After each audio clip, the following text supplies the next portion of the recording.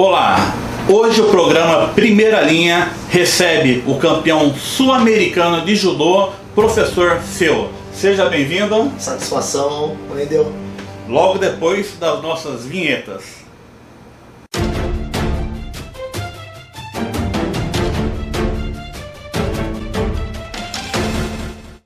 Olá! Estamos de volta com mais uma edição do programa Primeira Linha. Hoje recebendo o professor de judô e campeão sul-americano, professor Seu. Seja bem-vindo. Muito obrigado. Tamo junto. Professor, entre tantas modalidades, karatê, kung fu, por que você escolheu o judô? O judô é uma história interessante.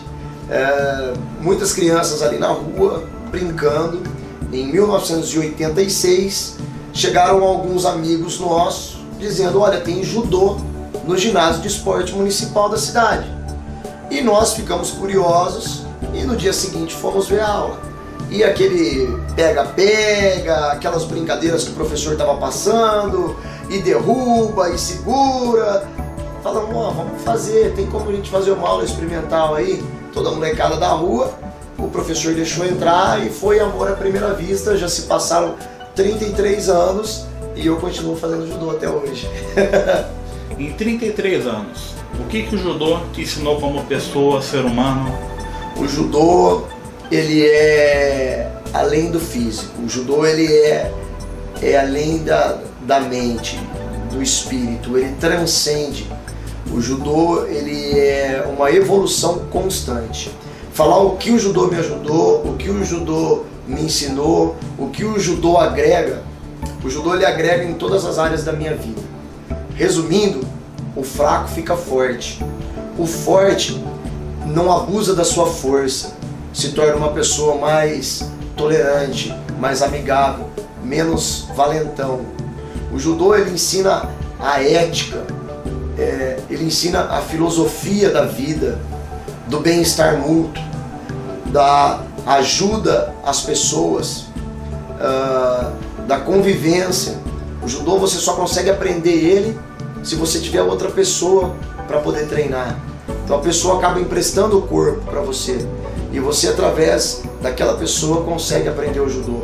Então o judô, ele ensina em todas as áreas a hierarquia, o respeito, a convivência, o benefício mútuo, a paz, não briga, a parte filosófica é muito importante, a parte histórica é muito importante, a parte cultural que vem do Japão é muito importante. Então o judô, ele passa de uma luta. Aliás, ele não é uma luta, ele é uma educação.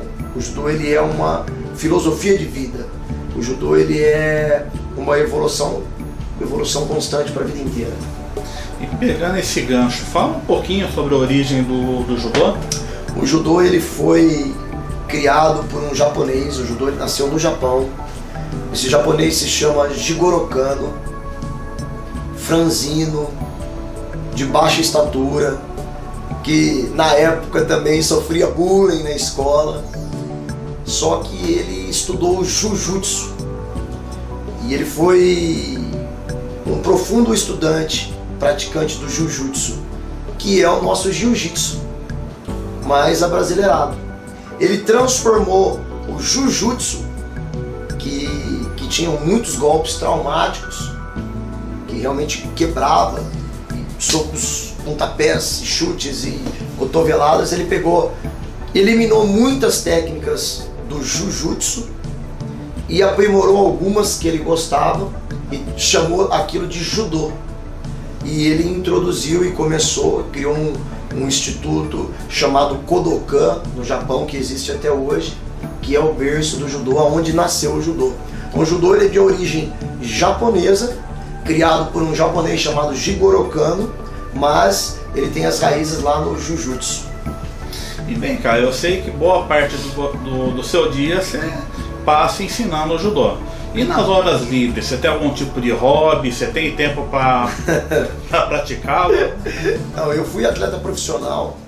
Eu já morei em Portugal, Itália, Espanha, já lutei, né, pelo Esporte Clube Beira-Mar, já tive aí as minhas glórias, meus dias de conquistas, mas hoje praticamente fazem 10 anos que eu só me dedico em dar aula. Dou aula em 5 lugares, um desses lugares é o projeto social, onde eu dou aula de graça, e os outros 5 eu pego leitinho, né, pro meu filho. Então, realmente com 5 empregos e 5 lugares para dar aula é difícil, mas eu tenho muitos hobbies. O que eu mais gosto é a pescaria e a caça submarina, que é a pesca de apneia, sem equipamentos de cilindro de ar, mas na apneia com um arpão. Então eu gosto de caçar um bom peixe, uma boa lagosta, um polvo. Eu gosto de preparar, gosto de cozinhar, né? Já quase participei do programa MasterChef, eliminei 30 mil pessoas no dia de pegar o avental, porque é um hobby que eu tenho, cozinhar. No dia de pegar o avental, eu acabei perdendo o avental, mas... Poxa, Jacan! E foi o Jacan mesmo, cara! O Jacan falou que a minha comida não servia nem pra cachorro. E você falou desse projeto social que você já desenvolve há vários anos. 10 anos. Conta um pouquinho dele pra gente. Então, há 10 anos eu me converti, né? Eu acabei... Eu tinha uma vida de atleta, mas muito desregrada. Você já viu esses atletas desregrados, né? Envolvido em vários escândalos. Eu era meio louco, né? Eu não me envolvi em nenhum escândalo, mas eu bebia, eu ficava meio atrapalhado da cabeça, eu não tinha uma constância em relacionamento. Eu gostava muito da boêmia, da balada, da mulherada. Não que eu não goste de mulher, né? Mas hoje eu tenho a minha e eu sou fiel a ela. E eu comecei a frequentar a igreja, comecei a buscar em algumas religiões, comecei a buscar alguma coisa que eu fixasse mais, que eu tivesse um porto para eu atracar o meu navio. E devido também às cabeçadas que todos os jovens dão na vida, eu falei, olha, ou eu paro com essa vida de boêmia, ou a vida de boêmia para comigo. Talvez eu morreria jovem. Então, há 10 anos atrás eu me converti, né? Eu costumo dizer que Jesus me aceitou, né? Não foi eu que aceitei Jesus, foi Jesus quem me aceitou. E de lá pra cá eu senti uma dívida muito grande com tudo aquilo que Deus já havia feito na minha vida. E eu falei, não, eu vou fazer um projeto social onde eu vou dar aula para as crianças gratuitamente. E aí não parou mais. Hoje nós temos um barracão, uma sede própria, com 500 metros quadrados. Temos um tatame de 400 metros quadrados, coisa que é praticamente inédita no Brasil. Nós não somos uma ONG, nós não somos uma associação. Nós cobramos ali uma taxa de R$50 para as crianças que podem contribuir, porque nós não fazemos diferença de raça, não fazemos diferença financeira.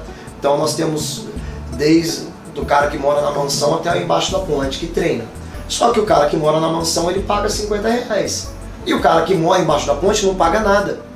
E através dessas contribuições de pequenos comerciantes e de pessoas que podem pagar, aqueles que não podem pagar têm condições de treinar. Nós pagamos uma água, um aluguel, pagamos. Hoje não, porque nós temos a nossa sede própria. Mas aquele que passa na triagem e tem condição de pagar, paga por aquele que não tem. Então é feita uma triagem, a pessoa chega e fala, pô, você tem carro? Tenho. Você é casado? Sou. Você tem emprego? Tenho. Ah, então você pode contribuir com R$50 por mês? Posso. E de contrapeso chega outra pessoa que você pergunta, você trabalha? Não. Você tem carro? Não. Você tem casa própria? Não. Então você não tem condição de pagar. Não tenho, eu vivo do Bolsa Família.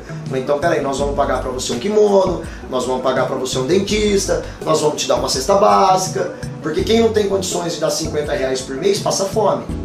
Então nós temos essa visão no projeto social. Então nós cobramos de quem pode pagar. Cobramos de uma pessoa que poderia pagar R$200 de mensalidade numa academia particular. Mas é um projeto evangélico que visa evangelizar. E o sofrimento está na mansão como está na favela. Tanto na favela quanto na mansão, existem pessoas que precisam de Deus. E ali o judô, o jiu-jitsu, eu também sou faixa preta de jiu-jitsu, é uma varinha de pescar vidas, né?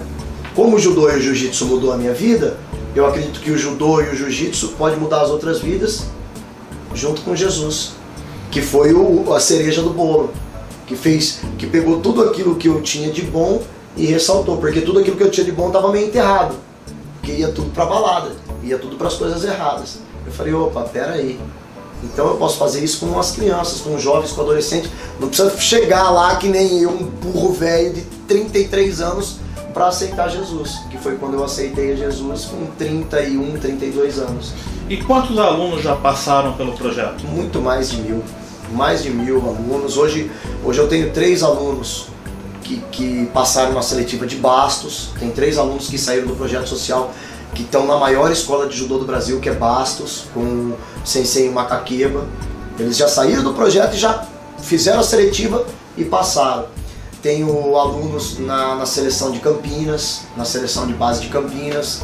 Tenho alunos campeão brasileiro, campeão paulista, e aí vai.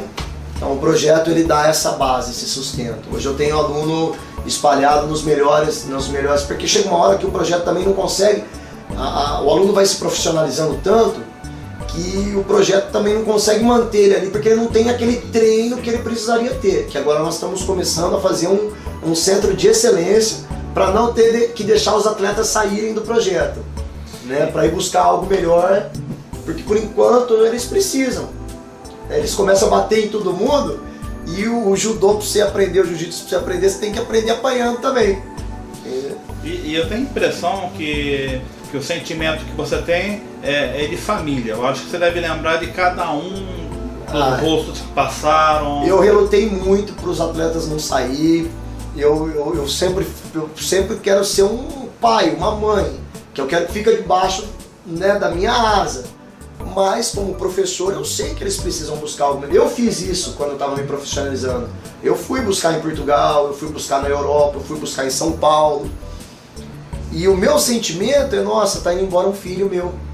Não é um aluno, é um filho, né? Por exemplo, tem criança lá que chegou com 3 anos de idade, que ia fazer cocô e me chamava para limpar o bumbum. Ah, professor sensei, mas tem que limpar o bumbum, tem que suar o nariz, tem que amarrar a calça, tem que... E aí vê aquela, já que já se tornou um homem, já se tornou uma mulher, indo embora, né? Então aquilo lá é uma tristeza, mas é uma alegria. É assim, missão cumprida. E nessa jornada, muitas dificuldades, principalmente financeira?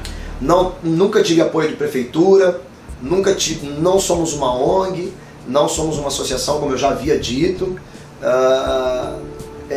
Muita decepção com alguns amigos. Eu tenho amigos, eu moro num bom condomínio, eu tenho uma condição social muito boa, tenho amigos que, graças a Deus, decolaram na vida, meus amigos mas quando eu fui pedir ajuda para alguns falaram, olha, quem quer ajudar é você, então não me ponha nisso, olha, eu não tenho condições. A ajuda que eu te falo é R$100 por mês, R$200 por mês, que não vai fazer falta. Outros viraram as costas para mim, o Fiel só pede, né, como se eu estivesse pedindo para mim. E aí nasceu a decepção, mas depois também eu entendi que a missão é uma missão minha, é uma missão que foi dada para mim, né? E se a pessoa não quer ajudar, é um direito que ela tem, né? Mas isso no começo me machucou muito, porque eu não entendia como que o fulano com uma condição social tão boa não ia ajudar as crianças. Mas também tive muitas alegrias, muitos amigos ajudaram, né? E aí nós chegamos onde chegamos até por conta de quem ajudou.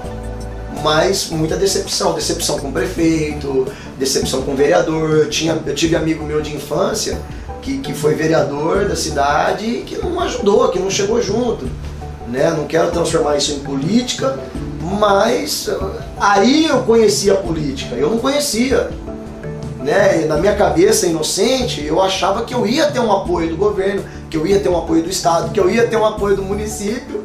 E aí uma decepção tão grande, tão profunda, né? E isso infelizmente se estendeu para alguns amigos meus também de infância. Mas, como Deus é muito bom, Deus colocou verdadeiros amigos e eu descobri quem são pessoas que realmente querem investir no reino de Deus. Porque eu fui uma pessoa dessa. Eu assisti alguns programas evangélicos e eu falava, olha lá, o pastor roubando dinheiro dos irmãos, olha lá, os trouxas dando dinheiro e tal. Então eu fui uma pessoa dessa, eu vivia na ignorância. Quando eu vivi o outro lado da moeda, que eu precisei fazer uma ação social, aí eu vi o quanto que é difícil. Então, muita decepção, muita tristeza, mas as alegrias foram muito maiores. Se você me perguntasse, você faria tudo de novo, Fio? Faria. E o mais importante, né? De olho fechado. As experiências boas e negativas, a verdade liberta, né? Com certeza. É muito gratificante. Hoje eu estou olhando aquele barracão que nós acabamos de terminar. São 500 metros quadrados dedicado ao judô, ao jiu-jitsu, ao muay thai, tecido acrobático, reforço escolar, tanta coisa que tem lá, né? E tudo começou um quadradinho pequenininho, um sonho, algo que nasceu no meu coração, e hoje é tudo muito grande e é tudo nosso, né? Tudo nosso. Ó, o terreno foi meu pai que me deu. Na época tinha uma construtora muito grande na igreja de um irmão que era presbítero, se propôs também a ajudar, e Deus sempre colocando pessoas. Nós temos praticamente um ginásio de esporte nosso. Que bacana. É nosso, um ginásio de esporte nosso. Uma infraestrutura que 90%, te falo com propriedade, 90% das academias particulares do Brasil e até da América e até dos Estados Unidos não tem. A estrutura que nós temos num projeto social hoje, onde uma criança pode treinar de graça ou pagando R$50, é uma estrutura que não existe em muitas academias do Brasil. Um bom vestiário, com chuveiro, bom banheiro, um cafezinho para a pessoa tomar, um pãozinho com manteiga, coisa que não tem nível, não tem. Não dá para acreditar o que nós fazemos com pouco, mas é um velho ditado, pouco com Deus é muito. E já que estamos falando de coisas boas, você é um fenômeno no YouTube, né? Fala um pouquinho dessa história, quantos inscritos? Eu tô com 200 mil inscritos.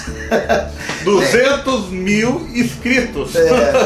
Eu sou o segundo maior canal de judô e de jiu-jitsu do mundo nesse segmento. Eu agora que eu resolvi também postar algumas pregações minhas. Tem alguns fãs meus enlouquecidos. Cria um canal só de pregação. Eu falo que não, que o canal é meu, eu ponho o que eu quero, você entendeu? E foi Deus quem fez isso. Então eu não vou, eu fui levantado como pastor, fui ungido como pastor, né? E eu prego isso. E eu prego na igreja. E eu prego no projeto social. Consequentemente eu prego no meu canal também. Então são mais de 700 videoaulas que eu tenho no meu canal.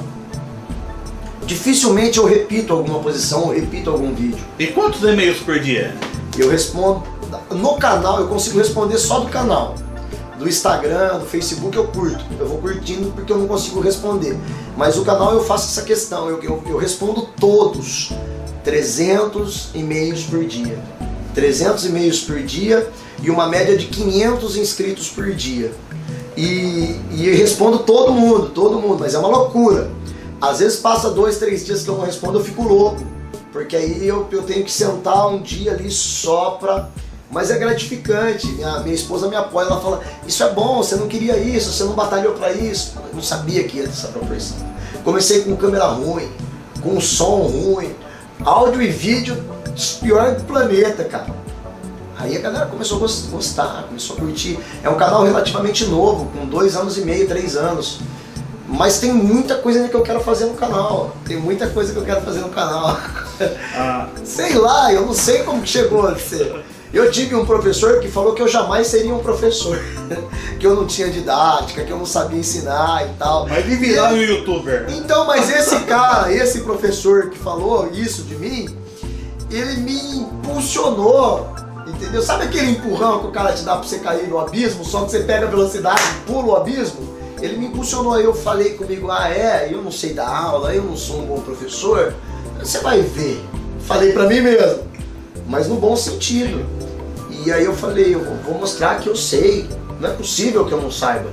Você sabe que eu fico muito feliz com tudo que você tem feito aqui para Paulínia, que sirva de espelho para outras cidades, outros estados, porque a última pergunta que eu ia fazer para você é se o Brasil tem jeito. Tá. Na minha opinião, e eu quero ouvir a sua depois, eu acho que através de iniciativas como essa, apartidárias, que a gente consegue fazer a diferença.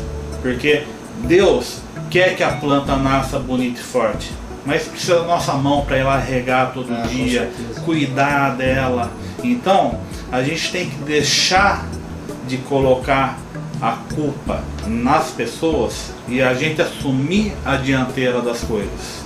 Quem faz acontecer é a gente, porque o modelo que existe, a gente já viu que não dá certo, tá falido. O que você acha? É legal que você tocou num ponto que você falou que sirva de outro exemplo para outras pessoas. O meu projeto social na cidade de Paulínia foi o primeiro projeto social desse nível, desse porte, que nasceu dentro da igreja. E eu quero deixar claro, enquanto era dentro da igreja, nós não cobrávamos nada. Só que com 90 dias não cabiam mais pessoas dentro da igreja. Nós precisamos comprar tatame, nós precisamos alugar um barracão. E a igreja que eu congregava na época era pequena também, não tinha condições de bancar um projeto social desse porte. E começou a chegar 100 crianças para treinar dentro da igreja. O pastor falou, tá perigoso. As crianças treinavam no mezanino.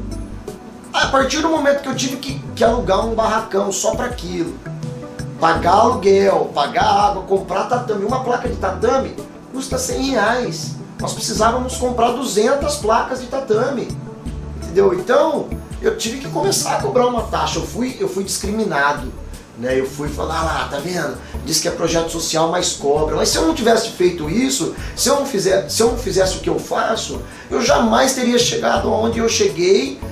Porque o governo não ajuda. Você perguntou se tem jeito, mas o governo não ajuda, o estado não ajuda, o município não ajuda. E quando ajuda, as pessoas que estão envolvidas, infelizmente, elas se corrompem. Vai lá, o município te dá R$100 mil. Aí você tem um secretário, você tem um tesoureiro, você tem um presidente, você tem um vice. Esse quadro se corrompe, eles não investem os 100 mil na ONG, não investem os 100 mil. Então eu sempre tive medo disso. Então, para eu não me tornar uma ONG corrupta, até mesmo para eu não me corromper, embora eu sei que eu não tenho problema com dinheiro, não vou me corromper, eu falei, não, eu preciso dar um jeito de que os próprios pais contribuam e de que os próprios pais administrem. O meu trabalho é vir aqui e dar aula, e levar eles para competir, ensinar a ética, a educação, e beleza. Começou assim. Depois que tomou essa proporção, hoje são 18 projetos sociais na cidade de Paulínia, inspirado no meu. No começo eu falava, nossa, lá o concorrente, nossa, mais um tá abrindo, nossa, mas... Hoje eu fico tão feliz porque é uma coisa que e dentro das igrejas. Então são mais de 18 igrejas na cidade de Paulínia que tem projeto social com judô e com jiu-jitsu, com karatê, com kickbox, com muay thai, com taekwondo. E não atrapalhou as pessoas que têm academia particular. O sol nasceu para todos. Agora, o governo, infelizmente nós vivemos num país oprimido pela corrupção. É uma opressão tão grande que eu não acredito no governo do homem. Eu acredito no governo divino. E para ter um jeito para a nossa nação, somente a nação orando para que venha a glória de Deus, para que venha a justiça de Deus, para que seja um governo divino agindo sobre o homem, sobre os nossos governantes, porque a Bíblia diz, orem pelos seus governantes. Então nosso papel não é reclamar, né? Nós sabemos da corrupção, nós sabemos da roubalheira, mas o nosso papel não é acusar, o nosso papel é orar para que caia esse governo, para que caiam os corruptos e para que Deus levante homens verdadeiramente que se comprometam com a justiça, com a distribuição da renda, com um salário justo, né, com hospitais, tenham leitos, com casa do menor, com infraestruturas em ginásios de esporte, porque nós temos muitos ginásios de esportes aqui na cidade de Paulínia, tem vários, mas não tem estrutura.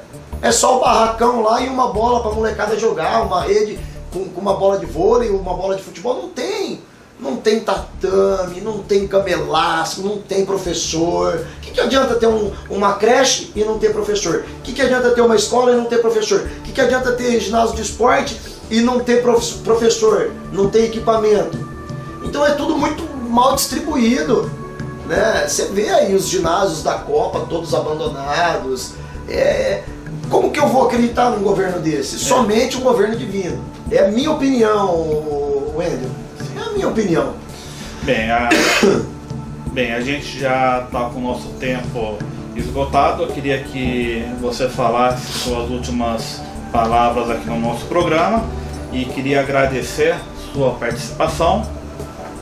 E eu vou deixar o endereço da sua página no YouTube. Legal.